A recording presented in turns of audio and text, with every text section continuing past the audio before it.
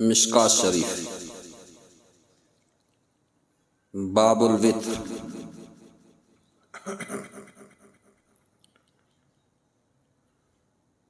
بسم اللہ الرحمن الرحیم۔ وعن ابن عمر رضی اللہ تعالی عنہما عن النبی صلی اللہ علیہ وسلم قال اجعلوا آخر صلاتکم باللیل وترا، رواہ مسلم۔ مسلم شریف کی روایت ہے، راوی حضرت عبداللہ ابن عمر رضی اللہ تعالی عنہ ہیں۔ فرماتے ہیں کہ نبی علیہ الصلوۃ والسلام سے نقل کرتے ہیں کہ آپ علیہ الصلوۃ والسلام نے فرمایا اجعلوا آخر صلاتکم باللیل، کہ بنا لو اپنی نماز رات کی۔ اجعلوا آخر صلاتکم، آخری اپنی نماز بنا لو، باللیل رات کو، وتر، وتر کو رات کی آخری نماز بناؤ۔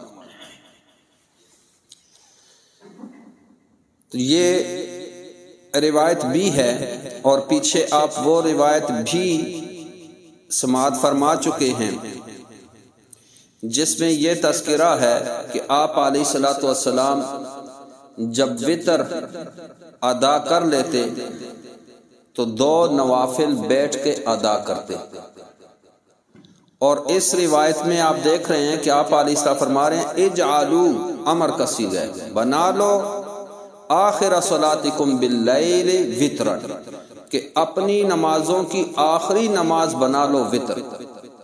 تو بظاہر تعارض نظر آ رہا ہے کہ ایک حدیث میں یہ بات کہ آپ علیہ السلام وتر کے بعد نوافل پڑھتے تھے 2، اور اس میں یہ ہے کہ اپنی نماز کو آخری نماز وتر بنا لو۔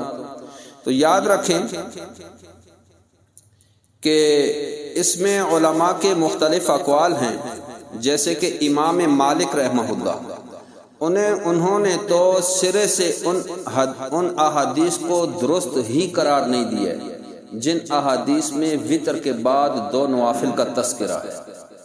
امام مالک رحمہ فرماتے ہیں یہ احادیث جن میں وتر کے بعد 2 نوافل کا تذکرہ ہے وہ روایات ہی درست نہیں۔ امام احمد ابن حنبل رحمہ اللہ رحمۃ واسعہ، وہ فرماتے ہیں میں خود پڑھتا نہیں ہوں اور کسی کو روکتا بھی نہیں ہوں، تو ان کے نزدیک بھی عدم ہی راجح ہے کہ بھائی یہ 2 رکعتیں نہ ہوں، تو خود کہتے ہیں میں پڑھتا بھی نہیں، کسی کو روکتا بھی نہیں۔ لیکن جمہور ائمہ، باقی علماء، وہ کہتے ہیں کہ کثرت سے روایات میں ان 2 نوافل کا تذکرہ موجود ہے، لہذا ظاہر ہے کوئی نہ کوئی اصل ہے اس کی۔ اس لیے پھر ان علماء نے کہا کہ اب یہ جو تعارض آ رہا ہے 2 احادیث میں، اس میں تطبیق دی جائے گی، ان کو حل کیا جائے گا اس مسئلے کو۔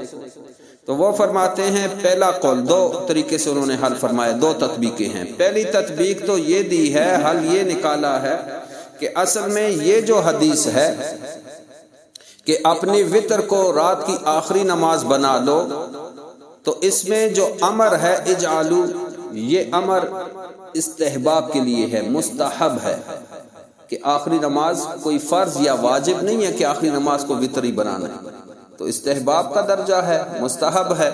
تو لہذا تو پہلی بات تو ان کی یہی ہے کہ یہ استحباب کا درجہ ہے، اجعلوا آخر صلاتکم باللیل وترا، تو مستحب ہے کہ آپ جو ہے وتر کو آخری رکعت بنا لو، اگر کوئی آخری رکعت نہ بنائے تو وہ گناہگار نہیں ہوگا۔ اور دوسری تطبیق انہوں نے یہ دی ہے کہ بھائی دیکھو 2 نوافل کا پڑھنا یہ بھی کوئی فرض واجب تو نہیں ہے۔ آپ علیہ السلام 2 نوافل جو احادیث موجود ہیں ان میں ہے کہ بیٹھ کے پڑھتے تھے، نوافل تھے، تو کبھی پڑھ لیا کرے آدمی اور کبھی ترک کر لیا کرے، لازم نہ سمجھے، تو پھر یہ درست ہو جائے گا، تو دونوں حدیثوں پر عمل ہو جائے گا۔ اور بعض علماء نے تو کہا ہے کہ یہ جو 2 رکعات ہیں یہ وتر کے ساتھ مخصوص ہے۔ آپ علیہ الصلوۃ والسلام کے کہنے کا مطلب یہ ہے کہ ان 2 رکعتوں کے علاوہ اور نماز وتر کے بعد نہ پڑھو۔ ان 2 رکعتوں کے علاوہ اور نماز نہ پڑھو، یہ مراد ہے آپ علیہ السلام کی۔ اور بعض علماء نے یہ بھی فرمایا ہے کہ جس طرح فرائض سے پہلے یا فرائض کے بعد ہم سنتیں پڑھتے ہیں، یہ سنتیں ہیں کہ بھائی اب ظہر میں آپ دیکھتے ہیں 4 فرض، یہ فرض ہیں، اور ان فرضوں سے پہلے 4 سنت ہیں، اور ان فرضوں کے بعد 2 سنت ہیں۔ تو اسی طریقے سے یہ جو 2 رکعت ہیں یہ وتروں کی سنت ہیں، یہ وتروں کی سنت ہیں، تو ان کو پڑھ لینا چاہیے۔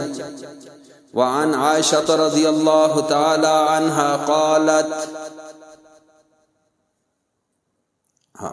وعنہ عبداللہ ابن عمر رضی اللہ تعالی عنہ سے ہی روایت ہے، عن النبی صلی اللہ علیہ وسلم قال بادر الصبح بالوتر، رواہ مسلم۔ یہ بھی عبداللہ ابن عمر رضی اللہ عنہ سے روایت ہے، فرماتے ہیں کہ آپ علیہ السلام سے نقل کرتے ہیں کہ آپ نے فرمایا بادر الصبح بالوتر، کہ جب صبح قریب ہو جائے، ظاہر ہونے لگے، صبح کا وقت آنے لگے، تو پھر وتر کو پڑھنے میں جلدی کرو۔ جب صبح ظاہر ہونے لگے تو وتر میں جلدی کرو۔ تو اس میں بھی یہی ہے کہ بھائی یہ وتر رات کی نماز ہے، اور اگر صبح صادق طلوع ہو گئی تو یہ وتر قضا ہو جائے گی۔ اب چونکہ آپ کو معلوم ہے کہ امام ابو حنیفہ رحمہ اللہ رحمۃ واسعہ، ان کے نزدیک وتر واجب ہیں۔ اگر کوئی شخص رات میں اس کو نہ پڑھ سکے اور صبح طلوع ہو جائے، اور اگر صبح طلوع ہو جائے تو پھر یہ وتر دن میں اس پہ لازم ہے کہ اس کی قضا کرے گا۔ لیکن جن ائمہ کے نزدیک یہ وتر واجب نہیں ہے بلکہ سنت ہیں، تو ان کے نزدیک پھر دن کو اس کی قضا بھی نہیں ہے۔ تو یہ وہ والی حدیث لائے ہیں، تو فرمایا کہ عن النبی صلی اللہ علیہ وسلم قال بادر الصبح بالوتر، اسی لیے آپ نے فرمایا کہ جب اگر صبح کا تمہیں خدشہ ہونے لگے تو وتر کو پھر جلدی پڑھو، اس میں تاخیر مزید نہ کرو، کیونکہ رات کی نماز ہے اور رات ہی میں اس کو پڑھ لو۔ وعن جابر رضی اللہ تعالی عنہ قال قال رسول اللہ صلی اللہ علیہ وسلم من خاف الا يقوم من آخر الليل فيوتر اوله ومن طمع ان يقوم آخره فليوتر آخر الليل فإن صلاة آخر الليل مشهودة وَذَلِكَ أَفْضَلٌ، رواہ مسلم۔ مسلم شریف کی روایت ہے، حضرت جابر رضی اللہ تعالی عنہ سے روایت ہے، فرماتے ہیں کہ آپ علیہ الصلوۃ والسلام نے فرمایا من خاف اللہ یقوم من آخر اللیل، جس کو خوف ہو کہ نہیں وہ کھڑا ہو سکے گا، نہیں جاگ سکے گا آخری رات کے آخر میں، فَلْيُوتِرْ أَوَّلَهُ، پس چاہیے کہ وہ وتر پڑھ لے شروع میں ہی، پھر سونے سے پہلے وتر پڑھ لے۔ وَمَن طَمَعَ أَن يَقُومَ آخِرَهُ، اور جس کو یقین ہو کہ وہ آخری حصے میں رات کے جاگ سکتا ہے، فَلْيُوتِرْ آخِرِ اللَّيْلِ، تو پھر وہ ابھی نہ پڑھے بلکہ پھر وہ جب اٹھے گا تہجد کے لیے اس وقت پڑھ لے، رات کے آخری حصے میں۔ فَإِنَّ صَلَاةَ آخِرِ اللَّيْلِ مَشْهُودَةٌ، فرمایا بے شک جو رات کے آخری حصے کی نماز ہوتی ہے، مشہودتن، یہ محظورتن یعنی پیش کی جاتی ہے، وذالک افضل، اور دوسری بات یہ کہ یہ افضل ہے، رواہ مسلم، مسلم شریف کی روایت ہے۔ اب اس روایت میں بالکل واضح یہ آپ علیہ الصلوۃ والسلام نے فرما دیا کہ اگر کسی کو یقین ہے کہ وہ رات کو اٹھے گا تہجد کے لیے، تو پھر اس کو تو چاہیے کہ وہ وتر جلدی نہ پڑھے بلکہ وہ آخر جب تہجد کی نماز کے لیے اٹھے گا اس وقت میں پڑھ لے، پہلے نہ پڑھے۔ اور جس کو یقین نہیں ہے رات کو اٹھنے کا تو اس کو چاہیے کہ سونے سے پہلے وتر ادا کر، کہ یہ نہ ہو کہیں ذمے پہ رہ جائے، کیونکہ اگر وتر چونکہ واجب ہے اور واجب کو قضا کرے گا تو یہ گناہگار ہوگا، اور جب گناہگار ہوگا تو اس کی سزا ہوگی۔ تو لہٰذا اس سے بچنے کے لیے کسی کو اگر شک و شبہ رات کو اٹھنے میں کہ پتہ نہیں اٹھ سکوں یا نہیں، تو اس کو چاہیے وہ پہلے ادا کر لے۔ اور جس کو یقین ہے رات کو اٹھنے کا، جن لوگوں کی عادت ہے، اللہ نے ان کو نصیب کیا ہوا ہے رات کو اٹھنا، تو وہ پھر آخری حصے میں ہی وتر کو ادا کرے. ایک بات. دوسری بات یہ کہ آپ کو معلوم ہے کہ یہ جو آخری رات کی نماز ہوتی ہے یہ بڑی خیر و برکت والی ہوتی ہے، کیونکہ اس ٹائم پہ اللہ کے فرشتے وہ نازل ہوتے ہیں اور ان کی برکات پوری دنیا میں پھیل رہی ہوتی ہے. تو اس وقت میں جو اٹھتا ہے ان برکات کو وہ حاصل کر لیتا ہے. وہ وقت فرشتوں کے نزول کا ہوتا ہے. اور پھر وہ حدیث تو آپ سماعت فرما ہی چکے ہیں کہ یہ افضل وقت ہے. ذالک افضل، یہ رات کے آخری حصے میں وتر کا پڑھنا یہ افضل ہے. کیوں افضل ہے؟ اس لیے کہ آپ کو معلوم ہے کہ من جانب اللہ، اللہ کی طرف سے فرشتے یہ اعلان کرتے ہیں، ہے کوئی بخشش طلب کرنے والا کہ اللہ رب العزت اس کو بخش دے، ہے کوئی مانگنے والا کہ اللہ پاک اس کو عطا کر دے، ہے کوئی ضرورت مند حاجت مند کہ اللہ اس کی حاجت کو پورا کر دے، ہے کوئی ایسا جو مشکل میں ہو اللہ پاک اس کو اس کی مشکل کشائی فرما دے. تو یہ اللہ کی طرف سے جو دنیا کا آسمان ہے اس سے اعلان ہوتا رہتا ہے. اور جو اس وقت میں پھر نوافل پڑھتا ہے اس کو اتنا کچھ اللہ عطا کرتا ہے کہ اس کی ہر دعا قبول ہو جاتی ہے، ہر مسئلہ حل ہو جاتا ہے. تو جو واجب وتر پڑھے گا اس کو کیا کیا عطا کیا جائے گا. اس لیے فرمایا کہ وَذَلِكَ أَفْضَلُ، یہ جو ہے رات کو وتر کا پڑھنا یہ افضل ہے. اللہ ہم سب کو توفیق عطا فرمائے. وعن عائشة رضی اللہ تعالی عنہ قالت، اما عائشہ رضی اللہ تعالی عنہ سے روایت فرماتی ہے، من کل اللیل اوتر رسول اللہ صلی اللہ علیہ وسلم من اول اللیل وأوسطه وآخره وانتہا وترہ الى السحر، متفق علیہ. یہ اما عائشہ رضی اللہ تعالی عنہ اس روایت کی راویہ ہیں. فرماتی ہیں کہ من کل اللیل اوتر، کہ ہر رات میں آپ علیہ الصلوۃ والسلام وتر پڑھتے.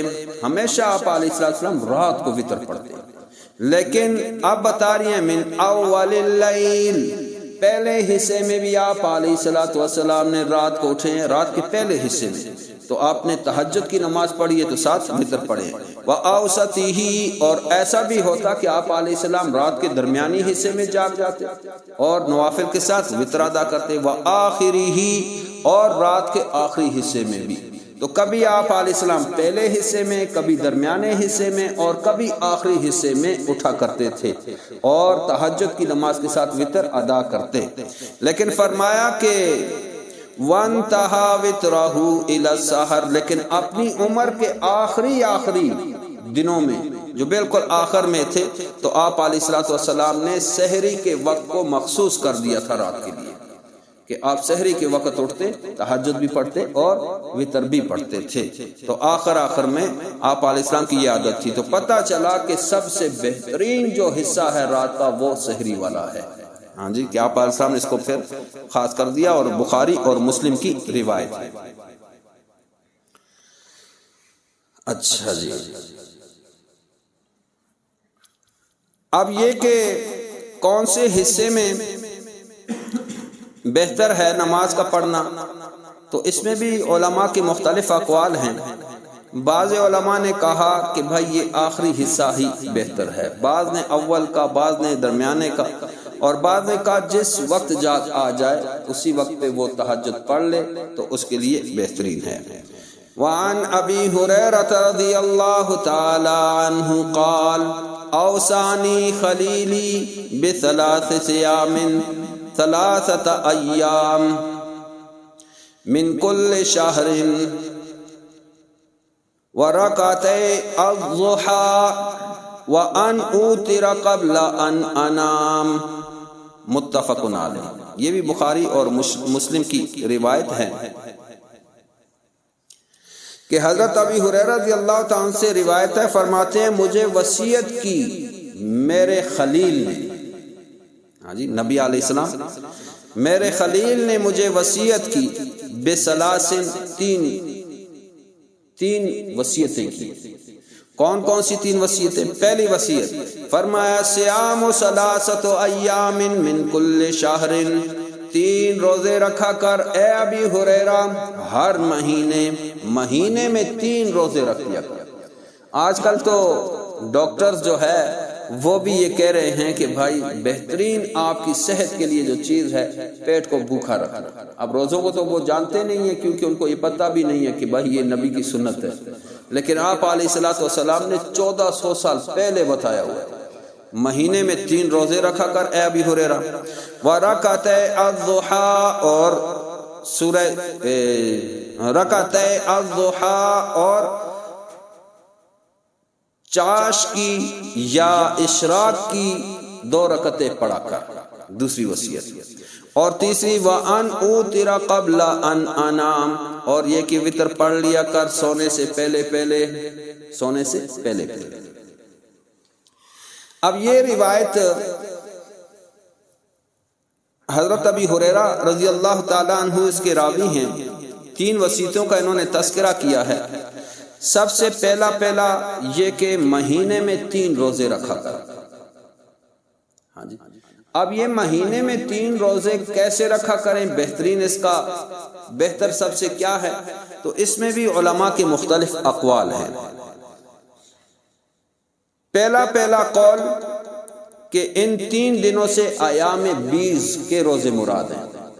ایام 20، چونکہ آپ علیہ الصلوۃ والسلام یہ ایام 20 کے روزے رکھا کرتے تھے، ہر مہینے میں 3۔ ایام 20 کون سے ہیں؟ اسلامی تاریخ کے مطابق، انگریزی کیلنڈر کے مطابق نہیں، اسلامی۔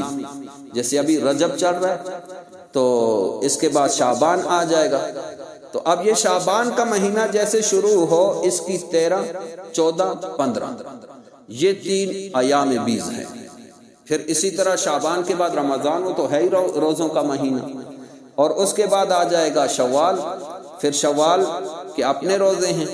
ہاں جی، تو اس طریقے سے ہر مہینے کی 13، 14، 15 ایام 20، یہ ایک قول کہ ایام 20 کے 3 روزے اس طرح رکھا جائے۔ دوسرا قول، بعض علماء نے یہ فرمایا ہے کہ مہینے کے 3 عشرے ہوتے ہیں، پہلا عشرہ، دوسرا عشرہ، تیسرا عشرہ، ہر عشرہ میں 1 روزہ رکھ لے، تو 3 حصے ہوتے ہیں مہینے کے، ہر حصے میں 1 روزہ آ جائے گا، تو ہر عشرہ اس کا روزوں کے ساتھ ہو جائے گا۔ تو تیسرا قول یہ ہے کہ ہر عشرے کے شروع میں، جیسے ہی ابھی پہلا عشرہ ہے، تاریخ شروع ہوئی ہے، تو وہ پہلے عشرے میں اس کے شروع میں 1 یا 2 تاریخ کو روزہ رکھ لے، پھر اسی طرح دوسرا عشرہ 11 یا 12 اس میں روزہ رکھ لے، تیسرے عشرے کے 21 یا 22 میں، تو شروع میں کسی بھی عشرے کے شروع میں روزہ رکھ لے۔ تو یہ طریقہ بھی بعض علماء نے کہا ہے، اور بعض علماء نے فرمایا ہے کہ یہ جو ہر عشرے کے شروع میں رکھ لے تاکہ یہ موافق ہو جائے شوال کے روزوں کے ساتھ۔ شوال کے روزے آپ کو معلوم ہے 6 روزے ہیں۔ شوال کے کتنے روزے ہوتے ہیں؟ ہاں جی، اللہ توفیق دے، آج کل تو مسلمان بھول ہی گئے۔ شوال کا مہینہ جو چھوٹی عید کے بعد آتا ہے، اس کے 6 روزوں کی بہت بڑی فضیلت ہے کہ جو رمضان کے بعد عید کا دن گزر جائے اس کے بعد 6 روزے رکھے، اللہ رب العزت اس کو پورے سال روزے رکھنے کا ثواب عطا فرماتے ہیں۔ ہاں جی، اتنا بڑا ثواب۔ تو فرمایا اگر آپ لوگ بھی ہر عشرے میں یہ 3 روزے رکھو گے تو اس کی موافقت ہو جائے گی شوال کے روزوں کے ساتھ، اور شوال میں بھی جو 6 روزے رکھے جاتے ہیں ان کا طریقہ کار بھی یہی ہے کہ پہلے عشرے میں 2 روزے، دوسرے عشرے میں 2 روزے، اور تیسرے عشرے میں 2 روزے، تو یہ آپس میں موافق ہو جائیں گے۔ تو یہ بھی دوسری بات جو فرمائی ورکعتِ الضحیٰ کہ اشراق اور چاش کی رکعت پڑھا کر 2 رکعتیں، تو آپ نے یاد رکھنا ہے کہ دیکھیں یہ الضحیٰ یہ اشراق کی نماز کو بھی شامل ہو سکتا ہے اور چاش کی نماز کو بھی شامل ہو سکتا ہے، اور اشراق کی نماز آپ نے یاد رکھنا ہے اس کی زیادہ سے زیادہ 6 رکعتیں ہیں، انسان 6 رکعتیں ادا کرے۔ اور اگر اتنا نہیں تو پھر 4، اتنا نہیں تو 2 کم سے کم وہ ادا کر لے۔ تو اشراق یہ سورج نکلنے کے تھوڑی دیر کے بعد پڑی جاتی ہے، تقریباً 15-20 منٹ کا فاصلہ دے دے آدمی کہ بھائی سورج نکل گیا، کیلنڈر میں موجود ہے سورج طلوع شمس، کس تاریخ کو سورج کس وقت نکلتا ہے، اس وقت کو نوٹ کر کے اس کے 15-20 منٹ کے بعد یہ 6 رکعتیں اشراق کی پڑھ لینی چاہیے، اور پھر چاشت اس کے 1.5-2 گھنٹے کے بعد، جو آپ نے اشراق کی نماز پڑھ لی اس کے 1.5-2 گھنٹے کے بعد چاشت کی زیادہ سے زیادہ 12 رکعتیں، باقی اللہ پاک جس کو توفیق جتنی دے دے 12 پڑھنی چاہیے، اگر 12 نہیں تو وہ 10 پڑھ لے، نہیں تو 8 پڑھ لے، نہیں تو 6، یا جتنا اس کو اللہ توفیق دے وہ ادا کر لے، تو وہ چاشت کی نماز کہلاتی ہے۔ اشراق کی نماز کے 1.5-2 گھنٹے کے بعد ادا کی جاتی ہے، زوال سے پہلے پہلے آدمی اس کو پڑھ لے تو یہ بہت اجر و ثواب کی چیزیں ہیں۔ تیسری چیز فرمائی وَأَنْ أُوتِرَ قَبْلَ أَنْ أَنَامَ، تیسری وصیت یہ کہ اے ابو ہریرہ سونے سے پہلے پہلے تو وتر کی نماز پڑھ لیا کر۔ تو آپ اور میں ہر مسلمان کو اس بات کا پتہ ہے کہ اصحاب صفحہ جو آپ علیہ الصلوۃ والسلام کے مخصوص طالب علم تھے، طلباء تھے، ان میں سب سے عظیم طالب علم جو تھا وہ حضرت ابو ہریرہ تھا، ہاں جی، اور یہ آپ علیہ الصلوۃ والسلام کی خدمت میں دن رات رہتے تھے، اور آپ علیہ الصلوۃ والسلام سے علم سیکھتے اور اس پہ پھر محنت کرتے، ہاں جی۔ اب بھی اللہ پاک ہم سب کو توفیق دے، مدرسوں کے ساتھ تعلق اللہ پاک ہمارا قائم کرے۔ آپ مدرسوں میں جائیں، طلباء رات وہ دیر تک بیٹھے ہوئے اپنی محنت کر رہے ہوتے ہیں، اللہ کے دین کا علم سیکھ رہے ہوتے ہیں۔ میں خود طالب علم تھا، ہم نے بھی ایسی محنت کی، اور ایسے بھی دن ہم پہ آئے کہ ہم 24 گھنٹے میں صرف 2 گھنٹے سوتے تھے۔ جب قرآن مجید ہم پڑھ رہے تھے تو اس کا پہلے استاد سے سنتے پورا دن، وہ عصر کی نماز تک، پھر عصر کے بعد تھوڑا سا ہمیں وقفہ ہو جاتا، پھر مغرب کے بعد افطاری ہوتی رمضان شریف میں، تو اس کے بعد عشاء کے بعد تراویح پڑھ کے پھر وہ جو پڑھا ہوا تھا پورے دن اس کو میں لکھتا، ہاں جی۔ تو وہ رات کو پوری رات بیٹھتے، صبح سحری کر کے پھر استاد کہتے اب تھوڑا سو جائے، اور 2 گھنٹے سونے کے بعد پھر ہمیں جگا دیا جاتا کہ اب کلاس میں آ جائیں، تو پورے 24 گھنٹے میں صرف 2 گھنٹے آرام۔ اب بھی طلباء ایسے ہیں جو اللہ کے دین کو سیکھتے ہیں، محنت کرتے ہیں۔ تو ابو ہریرہ رضی اللہ تعالیٰ عنہ تو بہت اعلیٰ طالب علم تھے، آج کے ساری کائنات کے طلباء کو جمع کیا جائے اور سارے اولیاء اللہ کو جمع کیا جائے، وہ ابو ہریرہ کو کہاں پہنچ سکتے ہیں بھائی، وہ تو صحابی بھی ہے۔ تو یہ بھی بہت محنت کرتے، وہ رات دیر تک بیٹھے رہتے اور یاد کرتے رہتے تاکہ بھائی کل میں سناؤں کوئی کمی بیشی نہ ہو جائے اور اچھے طریقے سے مضبوطی سے مجھے یاد ہو جائے۔ تو پوری رات بیٹھ کے عبادت کرتے، تو آخری حصے میں رات کا اٹھنا ان کے لیے مشکل تھا۔ تو آپ علیہ السلام کو تو پتا تھا یہ پوری رات بیٹھتا ہے، محنت کرتا ہے، تو ان کو مخصوص بتایا تھا کہ بھائی تو سونے سے پہلے پہلے وتر پڑھ لے، کہیں نیند کے غلبے کی وجہ سے رہ نہ جائے، ورنہ بات وہی ہے کہ وتر کا افضل بہتر وہ رات کو تہجد کے ساتھ ہی ہے۔ تو ان کو فرمایا، چونکہ ان کے بارے میں انہیں خوب پتا تھا کہ بھائی یہ رات کو بیٹھے رہتے ہیں، محنت کرتے رہتے ہیں، لہٰذا وتر پہلے پڑھ کے سویا کر، تاکہ رات کو دوبارہ اٹھنا آپ کے لیے مشکل ہے بلکہ ناممکن ہے کہ بھائی اتنا بیٹھ کے ابھی پھر دوبارہ اس کے لیے اٹھنا۔ تو اس لیے ان کو یہ حکم تھا کہ بھائی آپ نے وہ، اور ان کو یہ کہا گیا تھا کہ رکعتِ الضحیٰ، کہ اشراق چاشت کی 2 پڑھ لیا کر۔ تو اس سے یہ مسئلہ واضح ہوا، ہاں جی۔ اور پھر میں یہی کہوں گا کہ مدارس کے ساتھ تعلق قائم کریں۔ یہ مسئلہ واضح ہوا کہ بھائی جو اللہ رب العزت کے دین کا علم سیکھتے ہیں یہ تمام انسانوں میں اعلیٰ ہوتے ہیں، یہ تمام انسانوں میں کیا ہوتے ہیں؟ اعلیٰ ہوتے ہیں۔ باقی انسان لگے ہوئے ہیں، ذکر و اذکار کر رہے ہیں، نوافلوں پہ نوافل پڑھ رہے ہیں، اور یہ آدمی تعلیم دین علم یعنی دین کا علم سیکھ رہا ہے، تو ان کے ہزاروں نوافل سے اس طالب علم کی ایک آیت کا پڑھنا افضل اور اولیٰ ہے۔ حدیث شریف میں بھی آتا ہے، ہاں جی، طالب علم کا۔ تو اب اس سے یہ ہمیں پتہ چلا کہ طالب علم کے لیے نوافل سے زیادہ اپنے دین کے علم میں وہ محنت کرے، کیونکہ اس کا ثواب نوافلوں سے بہت بڑھ کر ہے، بہت کیا ہے؟ بڑھ کر ہے۔ تو ان کے ساتھ اللہ پاک ہم سب کو تعلق نصیب کرے۔ تو یہ طالب علم تھے، اس لیے دیکھو ان کو مخصوص رکھا آپ علیہ السلام نے کہ تیرے لیے بہتر یہ کہ تو پہلے پڑھ کے سویا کر، اور باقیوں کو وہی فضیلت بتائی کہ بھائی رات کے آخری حصے میں یا جس ٹائم پہ جاگ آ جائے تہجد کے ساتھ وتر پڑھنا افضل ہے۔ تو یہ 2 رکعتیں بھی یہ صرف ابی ہریرہ کے لیے، باقی اگر کوئی اشراق کی نماز پڑھتا ہے تو اس کو 6 رکعت پڑھنی چاہیے، چاشت کی نماز پڑھتا ہے تو اس کو 12 رکعتیں پڑھنی چاہیے۔ تو اللہ پاک مجھے، آپ کو، ہم سب کو توفیق عطا فرمائے۔ وآخر دعوانا